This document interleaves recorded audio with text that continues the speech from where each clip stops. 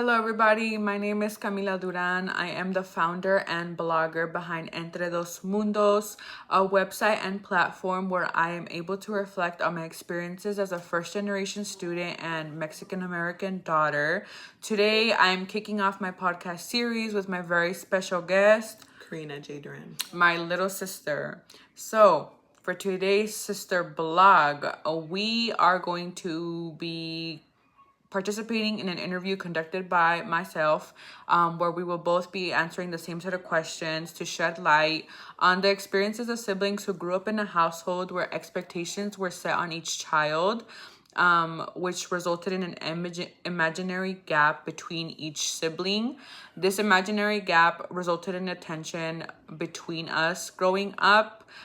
We didn't have the correct guidance on what was expected of two siblings within the same household. We were just always told that we had to get along and that we had to respect one another because we were sisters, but we were never taught how to respect one another.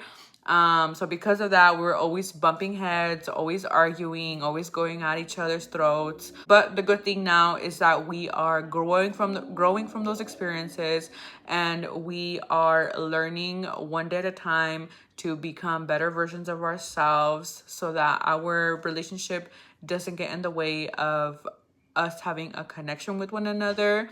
I would like to say that our relationship definitely varies from other sibling relationships. We have come across several other sibling relationships, and they are very much, how can I explain it? They're very much, they're very much what? They're very much different in terms of how they trust one another and how they talk to one another. We will jokingly call each other names, but we never call each other to the point to offend one another. And we are able to kind of just mess around with one another without taking full offense, unless if one of us are in a bad mood, then that's a completely different story. But for the most part, we are doing good now. We're doing better. And we are just taking each day as a different opportunity to grow. So without further ado, we're going to enter into our interview portion of this podcast to shed light on the differences in each generation. Both of us have had the greatest opportunity of growing up here in the United States as Mexican American first gen daughters. We grew up with the same set of beliefs and values being instilled into us. But growing up, we each decided to go our own way and create our own persona. We're two completely different individuals. In case you couldn't tell, I am the golden retriever of the sibling duo, and she is the black cat. We both think in different ways, and we both view life in different ways. Now we are going to go into our interview portion of the podcast. To get us started, I will allow for my guest to be the first to respond to the question, and then we will go from there. So our first question for this interview is, in what ways did your parents or guardians' values influence how each of you formed your world views?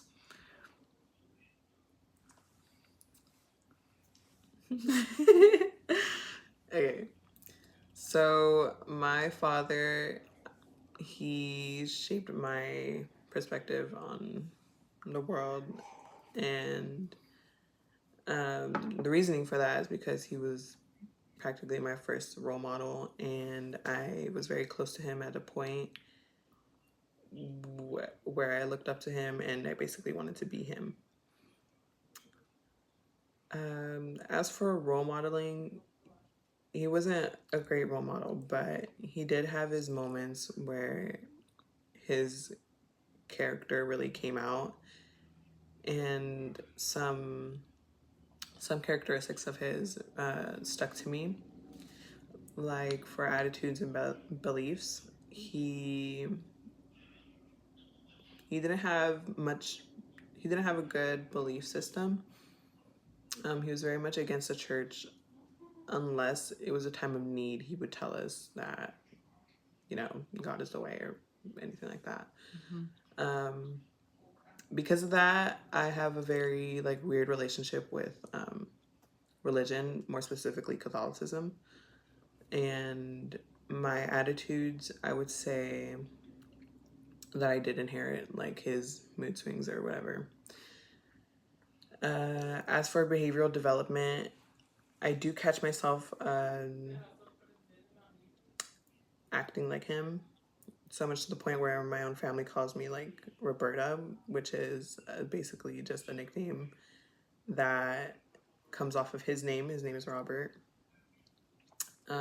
Self-esteem and identity. My dad did not have a great self-esteem, uh, did not have great self-esteem or a great image of himself. And that kind of rubbed off on me. He did always praise me in a way, kind of like treating me like a little princess. Um, so I do have my moments where I have good self-esteem, but yeah, like everyone else, I just don't really have that great of a good self-esteem. Yeah, that's it. That's it, no? As for me, I grew up being influenced by my mom's beliefs and values. My mom was this individual who I viewed as like the Holy Trinity. She was my everything growing up. She was the one who would teach me right from wrong. I grew up with the mentality that it was never okay to rebel against the church and that we had to go towards the church for everything. If things were going bad, if things were going good, the church was the place to be. Unlike whereas her father taught us that we shouldn't be going to the church unless it was a crisis.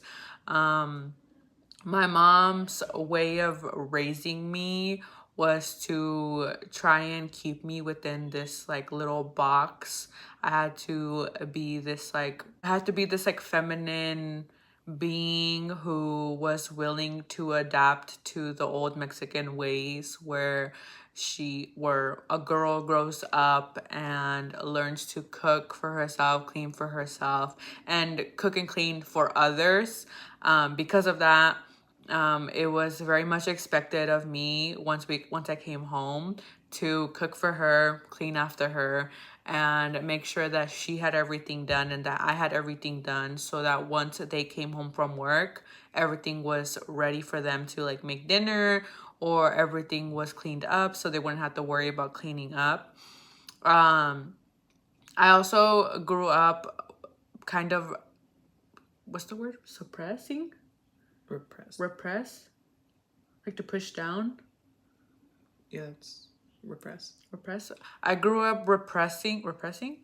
Well, I grew up pushing away my emotions rather than talking about them. A lot of that has to do with the way that not only my mom raised me, but the way that her dad raised me too. When it came to us being frustrated or us being sad, it wasn't really talked about in the household. So because of that, I didn't grow up with the correct way of dealing with things. Rather than talking about it, I would kind of just get angry and like burst it out or take it out on everybody, because it would get overwhelming and I wouldn't know what to do with all of those emotions. And also my sense of self-worth and identity came from my mom. I would like to say that I definitely belittled myself because my mom would also put herself into this little box when it came to being with my sister's dad.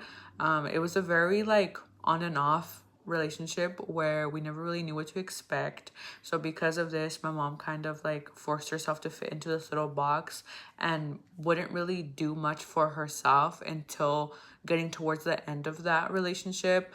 After they divorced, she definitely spread her wings and got out of that box finally. But because she was in that box for so long, it took her a while to figure out what she liked and didn't like. So because of that, I thought that that was correct. I thought it was correct to limit ourselves to just a little box. So I would do the same thing too. I would belittle the way that I viewed myself, and I would always compare myself to my peers because I didn't know how to truly love myself until after the fact that the divorce happened. So these are some very heavy emotions that we're dealing with, but it's okay. We're learning to try and not be like our parents because we don't want to end up resulting in carrying the same attitudes that we resented for so long. But from here, we'll move on to our next question, which is, do you think sibling roles, older versus younger, played a part in shaping your perspectives? And if yes, how so? I'll get us started with this one since she got us started with the last one. I grew up being the older sibling in the household. Although it is important for me to mention that there was a very small time where I grew up being the middle child in the household. Very complicated family tree over here. But during that like very little time, I still followed into the older sister role. So I would not consider myself a middle child in any way. But because of me being the older sister, I had to learn to pick up the habits of my parents or the habits of the parents in the household. So when coming home from school, I had to pick up the routine that they would follow to make it easier for them. We would come home from school, get dropped off, and the parents would go back to work because unfortunately they didn't have the accessibility to just get off of work when we were out of school. So we would get dropped off. I would heat us up some food, or I would make sure that we both finished eating the food that they bought us. And I would make sure that everything was thrown away, trash was put away, dishes were washed, and I would make sure that our backpacks were where they were supposed to be. Because if they were just laying on the floor, my mom would flip when she came home. And then at the end of the night, I made sure that I had all of my stuff in order so that in the morning, I could pick up the routine that they had, which was waking myself up, getting myself ready, doing my hair, brushing my teeth, and then waking her up, doing her hair. I didn't have to worry about dressing her because luckily her dad would be awake and he would help get her dressed. But once she got to like an old enough age to where she was picking her own outfits, I had to make sure that she was up dressing herself by a certain time because otherwise we'd be running late. When we got to the old enough age to walk to school, and when we were living close by school to walk to school, I had to make sure that everything was set in order, that there wasn't anything plugged in, that all the lights were turned off, the door was locked. I had to make sure that she had everything she needed for school. I had to make sure that I had everything. It was very difficult. It wasn't easy. I had to pick up this like second job of like not only being a sibling but being that parent for her, especially after the divorce. I had to pick up the slack from her father. So I had to I kind of felt like I had to step in to fill the void that was there. Not only for myself, but I felt like I had to fill it in for her too. So I stepped in being a little more overprotective than I should have been, or I accustomed to like attitudes where I was a little more defensive about things, only because I felt that it was necessary. And because of that, I'm always on autopilot now. I don't really know how to get out of it, but here I am trying to get out of that autopilot zone. I'm in therapy now trying to deal with it. I would like to say I'm getting a little bit better, but only because I'm always so busy with doing several things at once. Well, that was my perspective. So, as a younger sibling, how would you say that it shaped your perspective? Well, growing up, I didn't really have to do much, so um, she mostly did everything for me. So I had a very easy sibling role. Uh, And that basically shaped my perspective on the world, because um, I just live in the moment. I don't really like to do much. You don't stress too much. I don't stress too much. Um, I just I don't know. I got into philosophy at some point, and I've read about different philosophers, and I really resonated with Franz Kafka and Nietzsche, I think it's called, pronounced. But basically, Nietzsche's motto, or not his motto, his Worldview? one of his sayings was just that nothing is real. And when you look into that quote, you can either make it really depressing or you can make it really good. And I really like to make it into a good quote, because nothing is real. Like, nothing's gonna happen. You don't have to take things so seriously. Um, like, yeah. So I don't really think much about my life. Um, but then again, like, I was also like in a hard place at around 13, so I didn't really think much of my future. But yeah. I would also like to add that, like, well, at least from my perspective, I am very much the one who is always like ready to go, need to get A, B, C, and D done before this time or before this date. But she is more of a just go with the flow, whatever happens type of person. She doesn't seem to worry too much like I do, which is good, but also bad in certain situations, because there are moments where at least I think one should be a little worried about when things are not in order, but the care is just not given from her. Right. It's just not something that worries her. Maybe that's a good thing because she's not looking so deep into things, but then again, like, from my perspective, it stresses me out because I'm just like, whoa, like, that was supposed to be done like days ago and it's still sitting there. Maybe it has to do with the parent that we each looked up to. My mom was very much like, oh, this needs to be done, or like if there was a mess, she would flip. Like if something wasn't in order, she would flip. Like it was chaotic. But then on the other hand, her dad very much did not care. Like that man, if there was so many things to be done, he would not get it done until his soccer game was over. Like that's how it was growing up. So I think that definitely influenced a big part of our way of viewing life and how we grew up to be as like young adults. But yeah, do you have anything to add for that? I wouldn't know if it was like, if it would count as perspective, but I definitely got the edgy lifestyle from my dad.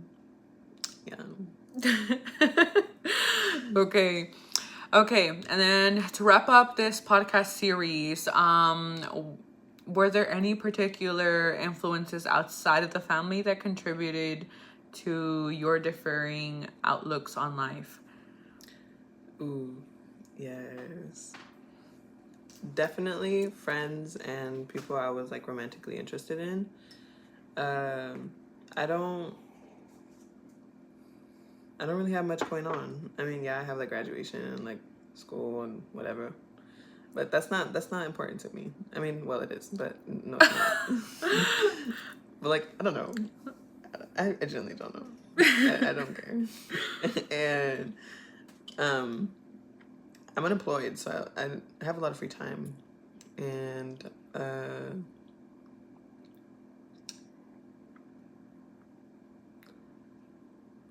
well, according to my therapist, I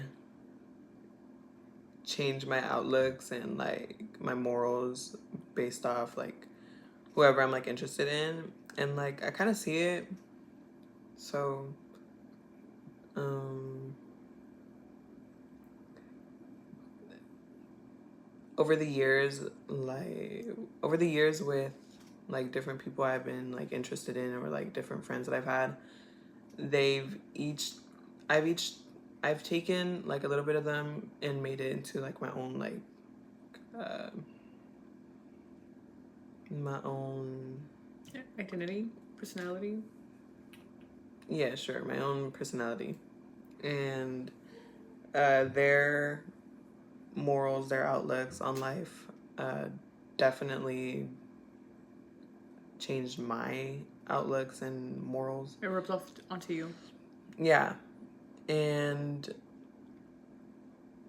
I just I just feel like because of that, I feel like I don't really know who I am, and it's all like this whole journey of like self-discovery, self-identity, and it's very common, especially my age, our age. It's because we're like in that uh, we're like in between of adolescence and adulthood, early adulthood. Um, so where was I going with that? Yeah. What about your friends? How do your friends contribute to your outlook on life? Well, I don't really have many friends right now. It's complicated. But No, my friends. yeah, no. Okay, just cut that. That was it. Oh, and school. Yeah, no. No, okay. Okay, so unlike her, I am not unemployed. I have been working since I was 16, so because of that, I've had a lot of my personality be based off of the work that I'm doing. I very much have that mindset of like I mentioned before, I need to get stuff done. A, B, C, and D needs to be done by this time. A lot of that has to do with the fact that I've been working since I was 16. I would always revolve my routine around my work schedule. So I would make sure to have certain things done before going into work, or I would plan out my day based off of work. And because of this too, I also feel like I haven't had enough time to kind of just explore what I'm into. Barely now, as a 20-year-old, I am trying to figure out what I like and what I don't like, which is unfortunate, but I think a lot of it has to do with the fact that I grew up believing that school was the most important thing. And while that has some like positive and negatives to it, my family instilled this idea into me, so I ran with this idea that school was like the top priority. Even when it wasn't supposed to be super serious, I would take it serious because that's all I knew. All I knew was how to be a student and how to get good grades and how to impress teachers. Like that was my thing. My thing was running with all these ideas that I had and going to the teachers with them to assure that I was this A+ student. This definitely helped me now as a college student. I continue to have that motivation that I had throughout high school, middle school, elementary school. But because of that, I feel like I haven't really figured out what I want to do as an individual because I only know how to be a student. So I don't know how I would be once I'm done with school. But like I mentioned, I've been working since I was 16. So I also know what it's like to work. And I know, like I have that strong work ethic. A lot of it having to do with my family. Many of them come from hardworking backgrounds. My grandma was working by the time she was 6 years old rather than being in school, unfortunately. But because of that, I am the same way. I don't have too many friends either. I have a couple of I have like two good friends, maybe, or maybe one on a good day. But because of this, like, I don't really have too many.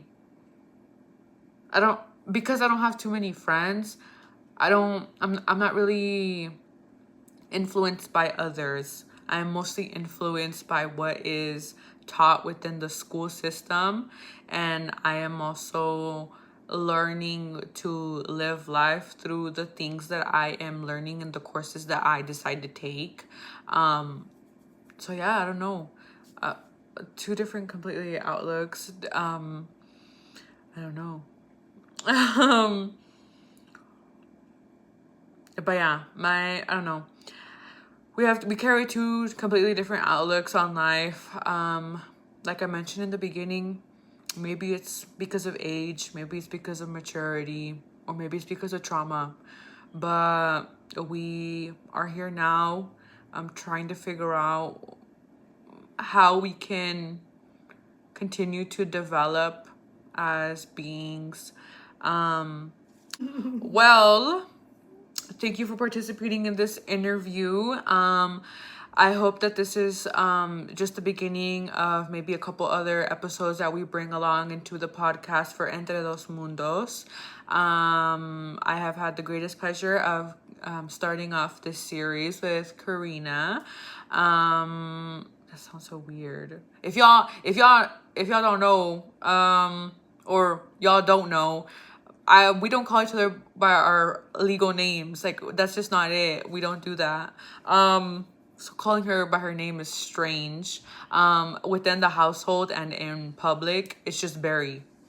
She's just Barry. That's all she is to me. So calling her Karina is just so strange. It sounds like vomit coming out of my mouth. And then I'm just Cammy to her. So strange. But anyways, thank you guys so much for listening. I hope that you all enjoyed, and we will see you next time in our next episode.